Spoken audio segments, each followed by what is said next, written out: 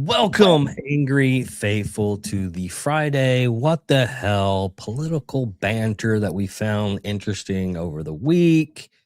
Some interesting things happened over the week. The main thing we're going to talk about real quick is the arrest of Prince Andrew. I have to say this right now that other countries, because it'll pop up like 15 different things that other countries are doing, and they're arresting people. But the United States hasn't arrested one person other than Janine Maxwell and Jeffrey Epstein. But Andrew Mouthbitten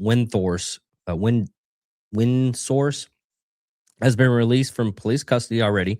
British authorities arrested the former prince on suspicion of misconduct in public life. The disgraced royal who was spotted departing the Stephanie Hawkins, help me out with that one. Aylsham Police Station in Aylsham, England, has seen an image obtained by returners. The photos show Andrew seated in the back seat of a vehicle as he left the police station. The UK's Thames Valley Police said that in February 19th statement that they arrested an unnamed man in his 60s, were carried out search at address of Norfolk and Brookshire, adding that an investigation has been opened. The Daily Telegraph newspaper reported that 6 unmarked police cars and around 8 plainclothes officers were seen arriving at Wood Farms and Stratholme Estate in Norfolk, England, where Mouthbatten Windsource recently moved. The BBC was the first to report on the development. The former prince has faced intense scrutiny over his friendship with late convicted sex offender Jeffrey Epstein. Mouthbatten Windsource, 66, is detained of any wrongdoing and says he regrets the friendship. Really? He has not been charged. He has not responded to requests for comment following the latest Epstein files published by the United States of America. Following along for other updates. But yeah, he was already been released. As of right now, they don't have anything that.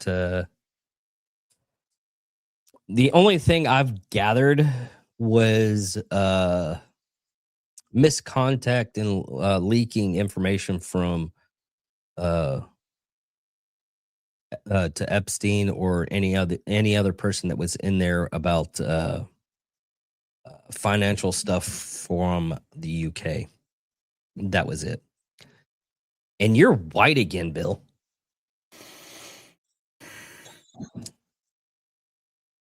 You're ghostly. Technical issues.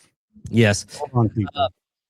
But anyways, yeah, the Bill doesn't like to talk about the Epstein stuff, but we get the clicks because of it. But we will talk about it from time to time. Oh yeah, we will talk about it from time to time. Bill will hate it every time because he'll go into other stuff that actually makes sense about the world. So do you want to talk about Canada? Since 4% of our demographic is Canadian. 4% of what? Oh, our demographic that watches us. It's 4%. people 4% of our demographic that watches us is from Canada. So Canada gets the news that we report on Canada. And here's another thing that I forgot to put in the notes, and I'm sorry about that. Canada's federal government decides to flush out their local talent and just announced a new express entry for immigrant categorized of skilled military recruits into Canadian armed forces. You read that right. They want foreign nationals, Chinese soldiers, to join their ranks. The Ministry of Linda Deba, I don't know, and I don't care if I said that name right, who announced it, states this will help defend our sovereignty and keep Canadians safe, which I think Canada only has like 50,000 troops to defend Canada. And the reason why that is because they got a bulletproof vest on. It's called the United States of fucking America. Anyways, it also to get a lot easier to use Canadian military against Canadian citizens when the soldiers aren't even Canadian. This is the national security of the United States.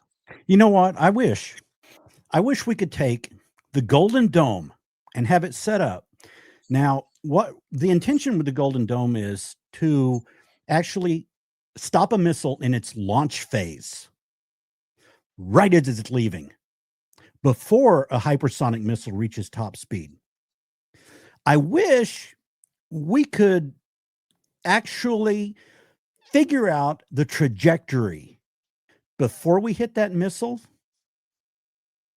And if it's going to drop on Canada, let it fucking drop. Did we just lose 4%? Probably. But speaking on this, the reason why I emphasized on it is another story that I found too. Just Is recently, it Arnie's announcement a few days ago that he's going to cut America out of all defense spending? No, it's even worse, Bill. It's even worse. Is it the 300 and something people he sent to Mexico to try to screw us? Hold on, Bill. Let me mute you so I can actually do my job.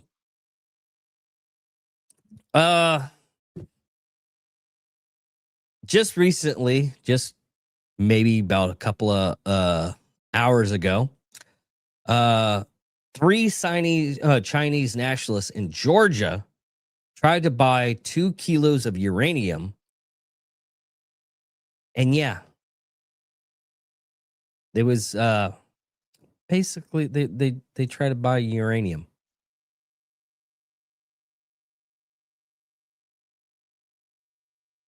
So yeah, nothing to see here, right? We're not going against Oh, China's innocent. Oh yeah, absolutely. Actually, why are Democrats AC at the timeline?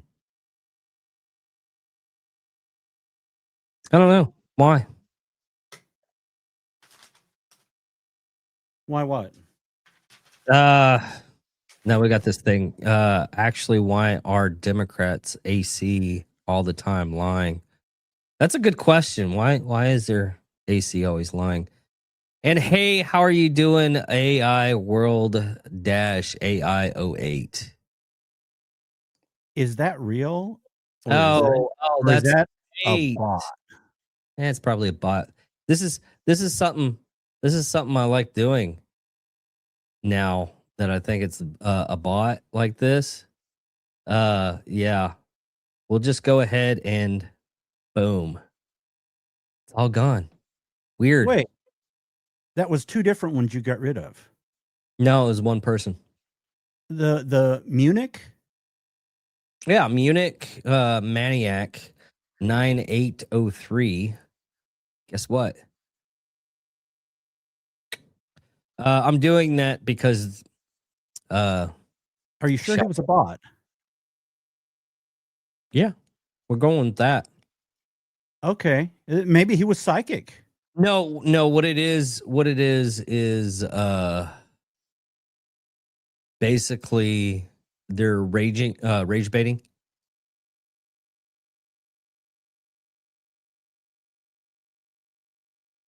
Maggots are trash. Yeah, maggots are trash. But yeah, it's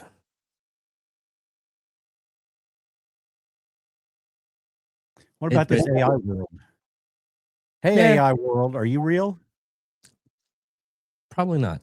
Anyways, Bill, going against the other stuff. Uh, what else do you have on the tariffs? Ew, the tariffs. Well,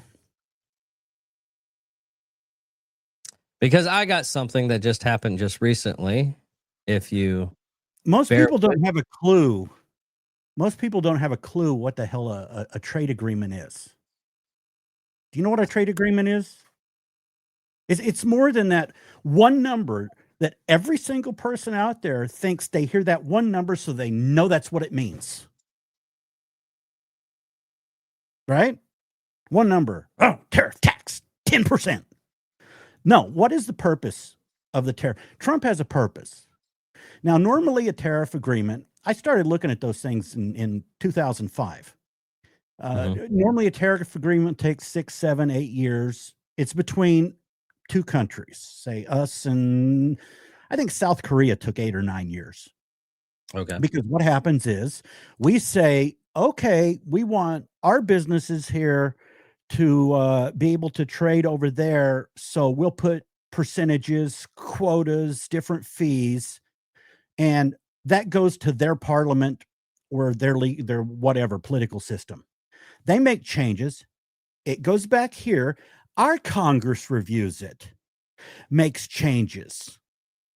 It'll bounce back and forth like that for fucking 8, 6, 7, 8 years. It can bounce back and forth. Then when both sides agree, they actually sign it. So a tariff doesn't really have any power to change behavior. Right? Doesn't have any power to change behavior. Well, Europe is excited now because just one example, they have something that just started January 1st. I mentioned it here before, carbon border adjustment mechanism. Now imagine taking every product that you're going to trade with Europe, and let's say this product is made from components in several different states. You got to look at each one of those components, and you got to look at the carbon footprint of each of those components. Then you got to look at the carbon footprint of your factory that's putting it together to manufacture it. You got to put all those together with certifications to meet their criteria for a carbon border adjustment mechanism. So any product that qualifies for it, they've been working on it for a couple of years. They just enacted it January 1st. Trump is trying to, or was trying to get it to where that does not apply to American products. Well, people are like, oh, tariff, 10% tariff. What the hell is the fee going to be with our companies going through the expense of calculating their little shit, then them applying that on how much carbon is emitted in producing this product? He was trying to get rid of it. So if he puts a 10% tariff on it, that shit's going to cost more than 10%. Yeah. Ours will go up. They'll blame his tariff. Well, here's the new development that you missed, apparently, Bill, and this is coming from the White House X page.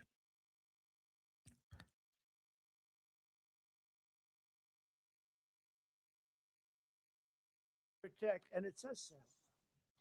In order to protect, and it says so. In order to protect our country, a president can actually charge more tariffs than I was charging in the past period of a year under the various tariff authorities. So we can use other of the statutes, other of the tariff authorities, which have also been confirmed and are fully allowed. Therefore, effective immediately, all national security tariffs under Section 232 and existing Section 301 tariffs, they're existing, they're there, remain in place, fully in place, and in full force and effect. Today, I will sign an order to impose a 10% global tariff under Section 122 over and above our normal tariffs already being charged. And we're also initiating several Section 301 and other investigations to protect our country from unfair trading practices of other countries and companies. Thank you for your attention to this matter. And I say quite simply, which I've said for a long time, make America great again. And interestingly, we've already made it great, so I don't have to use that, but I don't think we'll ever give up on MAGA. MAGA is always going to be with us. So, yeah. I saw that live, and then I saw Scott Bessent a little while ago. He was on Will Kane's program discussing it. He cannot charge one dime of an individual tariff or fee.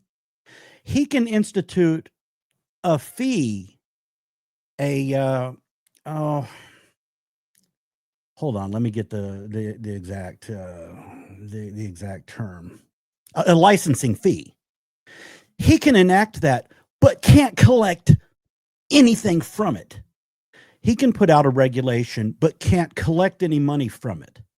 These other methods that he's going to be using, they take generally they can take up to a year to actually go through the system. So there is a system. Now, there is a mechanism where it has to be investigated, and Lutnick would be in charge of the investigation. But then there's a lot of different. He can't do it fast. He can't go, okay, I want you to do this. Now I'm doing this. And then a week later, the country backs down and goes, okay, he can't do that. And they know he can't do that. So there's a lot of technicalities in these other ones. He was using the IEPA. Well, this is also the from 232 the 232 tariffs still remain. This doesn't affect those. They're there, but he can't use them as a bargaining chip to alter. Like he goes in and he puts a tariff on a product in China. So let's just throw out numbers. Say he puts a 50% tariff on products in China. He has a 20% on the products in Vietnam. He can go, let's go with a 20% on each one. He can go, we'll raise it on China, but we'll drop it on Vietnam. What happens? The company in China moves out of Vietnam, which is the whole point, is to get us not beholden to China and get us doing business elsewhere. So the business in China moves to Vietnam. He lowers the tariff. Turns out Vietnam has a lower labor rate than China. So not only are they paying less in tariffs, but they're making more because they're paying lower labor. Yeah. So Trump's tariff that he's collecting is basically the difference in the profit from that they're saving in the cost of labor. So what does that do? Our product goes up zero. So when they say, oh, it's a tax, no, it changed the supply chain, which was the purpose. Yeah. A tax, people aren't paying attention to non-tariff trade barriers. Anytime a trade deal is made, you should go, what are the non-tariff trade barriers that were addressed? The quickest example I can use on that is the VAT tax. Now, this is one he had worked with. I don't know. It's just an example. Europe has a 15% VAT tax, value-added tax. It's another reason why Europe isn't all candy canes and crap, because they're taxed out the ass. But they levy that on us too. So our products have to pay that. Now, what happens if he puts a 10% tariff? Oh, I'm putting this 10% tariff on. You need to, and I'm putting this on this other stuff. You need to get rid of that VAT tax. So they get rid of the VAT tax. What's that? Leaves our 10%, but it got rid of 15. And everyone over here, the liberals, are like, oh, tax, you've taxed Americans 10%. No, you just got rid of 15. But they're not looking at that. And the carbon border adjustment mechanism is a tax. Now, what did we just do with India? You know what we did? We did a great deal with India. I may have mentioned it last week because I had seen Modi make a comment about it. And what we did on India is we had a high tariff. We lowered it. Why? Oh, because he's taco. No, because we got what we wanted. Right now from India, with our products from our companies that are sold to India, there's a lot of them. We have to go through a licensing certification process with them. So the company spends a damn fortune creating the initial license. Then we have to pay people from India to come over and verify the license. Then every few months, they have to do it again. They have to recertify before they'll let us sell our product in India. So what happens? The companies over here are spending all this damn money to produce the product. So does it make it cost more to India? Yeah. Does it make it cost more to Americans? Yes. Yeah. Because the company had to go through this shit. What he did in the India deal is he got rid of all of those. Now, of course, it's not a drop right away because some companies have already spent the money right now for the initial certification. Some are in the middle of their re-up on the certification, but they're being phased out. The problem is they're being phased out. All this stuff doesn't work like a light switch. So it's going to be phased out over a year. By then, if Democrats take over, they'll take the credit for it. Oh, look, the cost of these stuff went down from India because we did. Well, what did you do? Well, we stopped Trump. No, you didn't do a fucking thing. That's what he does. What he puts in place now goes into effect 3, 4, 5, 6 months. And it's those things that no one is looking for. Every time he does a trade deal, don't look at the one number like you freaking idiots out there. Look at just the one number.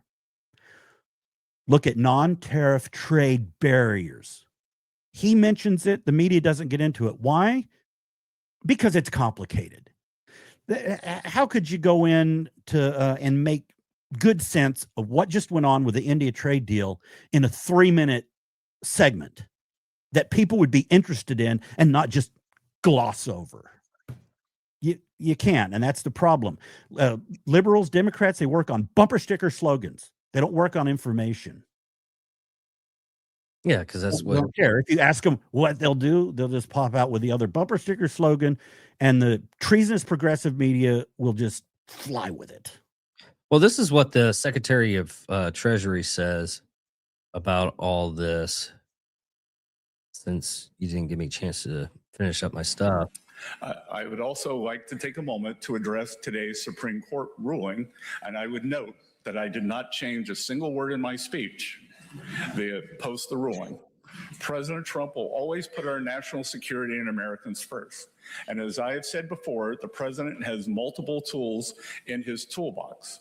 Let's be clear about what today's ruling was and what it wasn't. Despite the misplaced gloating from Democrats, ill-informed media outlets, and the very people who gutted our industrial base, the court did not rule against President Trump's tariffs. 6 justices simply ruled that IEEPA authorities cannot be used to raise even $1 of revenue. This administration will invoke alternative legal authorities to replace the IEEPA tariffs.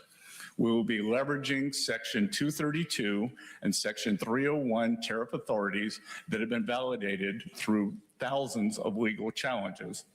Treasury's estimates show that the use of Section 122 authority, combined with potentially enhanced Section 232 and Section 301 tariffs, will result in virtually unchanged tariff revenue in 2026. And with So yeah, There's still a lot of technicalities with that because, like they said, it can't raise a dime. He can put a licensing fee, and he can't collect a fee. So no one has seen yet. And what was really shitty about the Supreme Court is they made the decision, they made the statement, but they differed on why. They didn't have an agreement of why they needed to make that decision. It was all different. So multiple bit different. The ones who had passed had multiple different decisions on why. Normally, they would agree at least somewhat on why they're making this decision. They didn't.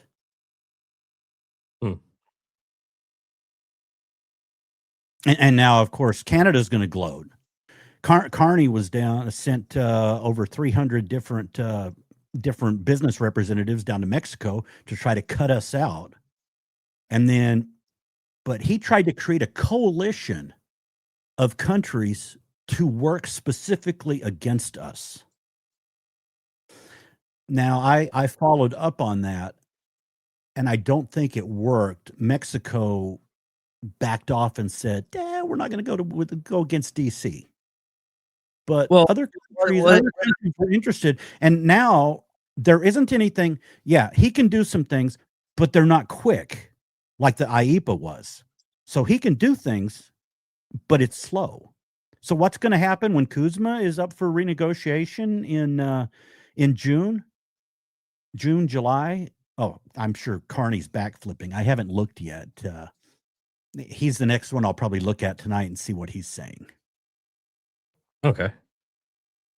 So, the next thing we got done with Carney, the tariffs, Prince Andrews, data centers.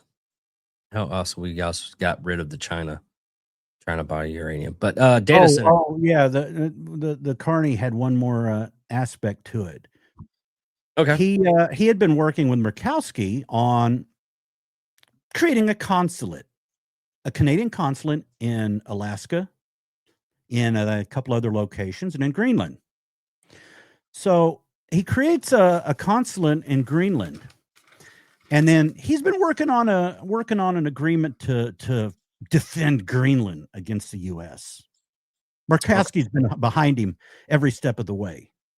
So looking at the dates, February 6th, they opened a consulate in Nuuk, Greenland. Okay, they opened the consulate. February 7th, the next day, Murkowski shows up. Then in Munich, on the 13th, he signed a memorandum of understanding. It was between Canada and Denmark that Canada stands behind and would support Article 5 NATO if Trump did anything with Greenland. So he can't even negotiate with them now.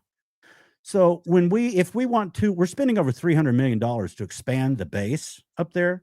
If we want to do any expansion, not only was it going to be a trilateral between us, Greenland, and Denmark, now in that memorandum of understanding, Canada's tied into it. So if we want to do anything, if we want to put an outpost, we want to put a missile defense system, not only do we have to work with Greenland, Denmark, now we have to work with Carney.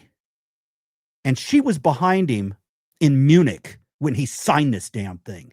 She is a fucking traitor. Needs to be out of there. Definitely needs to be out of the Republican Party. She doesn't need to be privy to any committees, anything the Republicans say.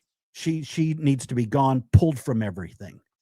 And I think there's been some comments that Trump thinks she's a traitor too. Now, this understanding, what else it does is Greenland has wanted independence from Denmark. Carney just blew up their dream of independence. We were going to give them that. Trump wasn't working to take Greenland. Trump was working for a COFA. It's an agreement that would basically allow Greenland to become independent. We would take over, helping their growth, helping their economy. They wouldn't be relying on Denmark, and they would be completely sovereign. But what Carney did in that MOA is it undermined that. And now they're tied in with Canada making decisions also. Now, the opposition leader wants this in Greenland, wants to deal with just the U.S.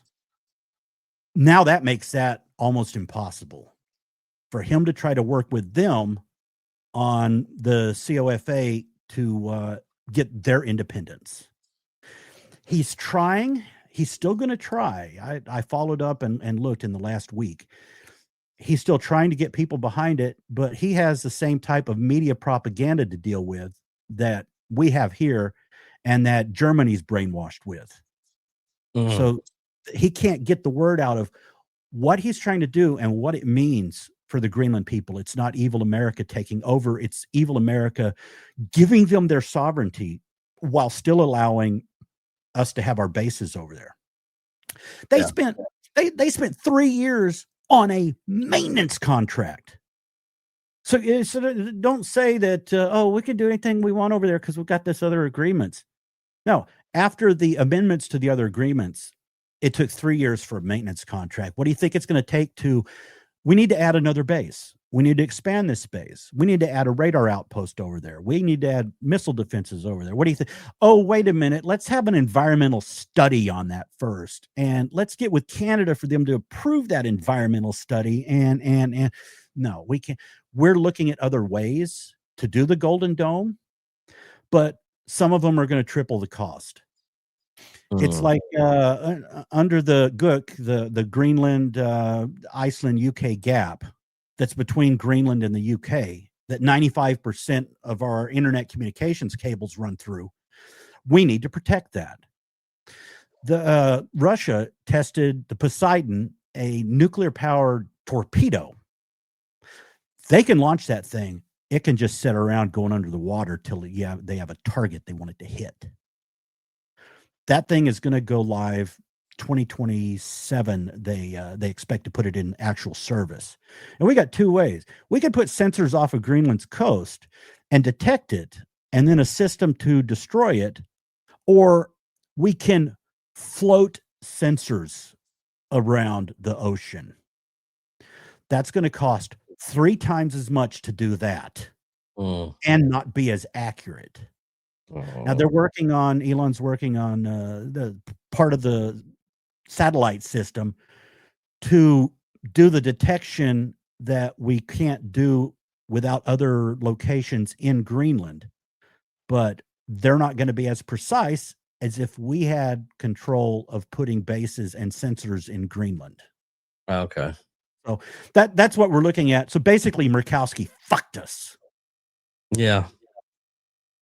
Okay, Bill. Last one. Data centers. Now I know we're getting a data center. Abilene's getting a data center. The biggest problem that I know, because I watched like a little newsreel about it, about Abilene having a problem having a data center right there, is the fact that the jobs that it's going to create, they don't have houses for. So people. in our data center, they went to Abilene to check that out, to see the problem with the housing. So in Clay County, they are setting up basically a barracks style city in itself. They're setting that up right now. And Okay. it's going to be self-contained. It's going to have its own medical. It's going to have its own emergency. And it's going to house 2,000 people. So the people who say, oh, our housing rates are going to go up and we're going to have all this traffic. Well, the data center is on the outside of town. Sure, you might have some people who want to bring their family and move here. However, whoever wants to actually move here. But as far as the traffic and the housing problem they had in Abilene, they had 6,000 people and they just all of a sudden went, okay, let's build this. Boom. They had no pre-planning for housing. We went down there. We saw what was going on. We are getting ready for it. Okay. Next what? Oh, they're going to suck our lakes dry. Oh, what are you going to do? Our water bill's going to go up. They bring up, look what's happened in this city. Look what's happened in that city. Yeah, those cities are based on 10-year-old technology in their data centers, or even worse, data mining, not AI data centers, the Bitcoin mining. They're really horrendously loud. They use just rows of mechanical fans. What will the data center they just announced a couple of days ago? Just focus on that one, not the other one. The amount of water, it is self-contained. You see my computer down here? Mhm. My computer down here is water cooled. Do I have to add water to it? How often do you add water to your radiator? It's a closed loop system. The one they're installing will take about 550 to 600,000 gallons of water. How much is that? An Olympic-sized swimming pool is 660,000 gallons of water. That's for the initial fill. That's not a continuous usage. After that, it'll use about as much water as 4 or 5 houses. Just you stand like office water. But for the cooling itself, it's self-contained. And I did research because I was kind of worried about, it's a water system. What if it leaks? Is it going to fry my computer? And yeah, it should be okay for you. That's what we're going to get into right now. Bill, just go ahead and for the power, this is one thing. This is one of the smaller ones that they're producing for the power. They're making smaller, and this fits on the back end of a semi. And this is a power plant right here, right. And it's not letting me. Why is it not showing? There we go. All right. Basically, this fits on the back end of a semi truck, and it's a new nuclear power. This is a nuclear power plant, but it's miniaturized. What they're doing is they're setting this up to offset the amount of money we're gonna have to spend for the power for those data centers. And also another thing, God, I watched the video. I had it set up. I can go into that. Hold on. There's also Rotary, I think it's called. God, I'll get it next week, I promise. But it's like it hooks up to the power, and they were using these for another thing that drains a lot of power too, is forklifts for like shipping. The shipping container forklift that moves shipping containers, they draw on a lot of power, and they put this device that I think it's centrifuge, but it creates enough power to where it offsets the power supply that are supposed to go in. Because whenever you start using the forklift to move the crane, move the cranes that use to move the cargo, it draws in a lot of power when they start using. Well, they use these centrifuges that actually doesn't take, once it starts. I'm trying to figure out what I remember. Once it starts going, it takes less power to keep it going, and it actually Centrifugal force. That's it. Centrifugal force things. They've used them like in UK and other places for the docks to do that. But yeah, that's another thing that's being used to help out with the power draw. But go ahead, Bill. What were you talking about? Okay, I see that's micronuclear. There's small modular reactors and micro reactors that are even smaller, and they can easily they're assembled in one location, and then they can just be shipped and installed quickly. Now, as far as Wichita Falls, they have been strengthening the grid, and nothing to do with data centers and our expense. A few years ago, is it two years ago now, 2.5? We voted on improving our grid.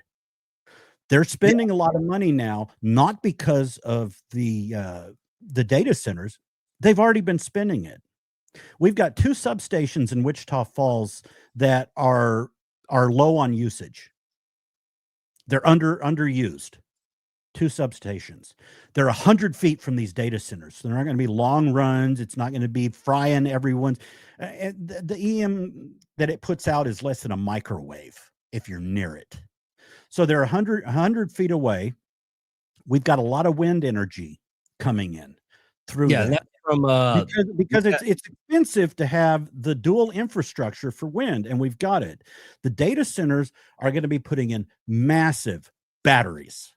So when it's overproducing, they're going to be storing it. And instead of us having blackouts and brownouts and all that, they'll be using their battery. And then as far as cost, Abbott, I think it was a month or 2 ago, signed something where any data center coming into Texas has to create a fund of so many $1 million per megawatt or something that they're expected to use. And in that fund, it covers price spikes. If they have to increase usage for something and it's going to raise your electric bill, it'll come from that fund to cover the price spikes. Oh no. Then, you said the microreactors.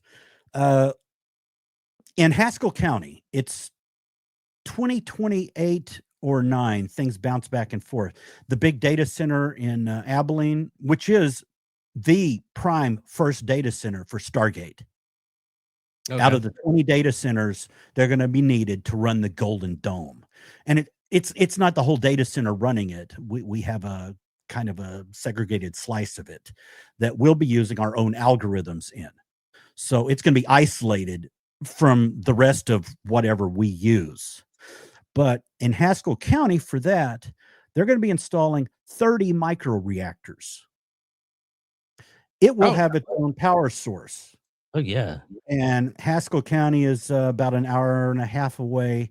And if we had some kind of problem, they can feed the power back in toward us.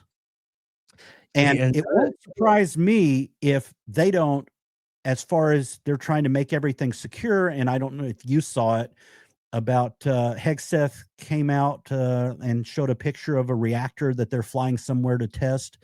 It wouldn't surprise me if military bases don't, like ours being a former SAC base, one of the longest runways in the country. Ours is strategically very important. So it wouldn't be surprising if they don't put a microreactor or a small modular reactor larger than a microreactor here. Yeah. But anyways, Bill, that is about it for this week. We're going to do it a little bit shorter this week. Sorry, everybody, if you actually like listening to us. We have it's fun to do this, especially if what y'all don't see is like before the show, Bill goes all irate, and I have to calm him down and tell him wait for the show. But everybody, thank you all for listening. Thank you all for watching. Did I wait enough today? Did I have enough energy today? Yes, you had enough energy this time. I really wanted to eat. Yes, because you literally didn't waste any of the energy beforehand. See what I was telling you? I was like, use the energy for the show, and you finally did. And thank you. Well, for that. I went onto Facebook and I answered some more of the dumb shit bastards from Wichita Falls on there. If you look at any Wichita Falls group, the city of Wichita Falls, they're all putting data centers up, and everyone is doing the same thing. Oh, they're going to suck our lakes dry, don't they know? And any of the propaganda posters, any of the information they're using is on several-year-old data centers. Next week we will get into Texas races. I didn't want to do it on this one. Railroad Commission. That's one we were going to look up. I've been watching this guy. I've been following this guy, and he makes a lot of sense. Picking him for the Railroad Commission. Have you voted yet? No, I didn't go to the early voting. I'm going to do that on Monday. But Sadly, I don't have a read on the person running for Senate on which one I would choose. Wes, I would choose Wes. I don't like, and we'll get into that. We're cutting the show. We'll get into that next week. Thank you all for listening. Thank you all for watching. I'm David Dickerman. And I'm Wild William. And apologies to our Canadian viewers, but I love Canada, but Carney sucks and he can bite it. all right, everybody. Thank you all. Love you. Goodbye.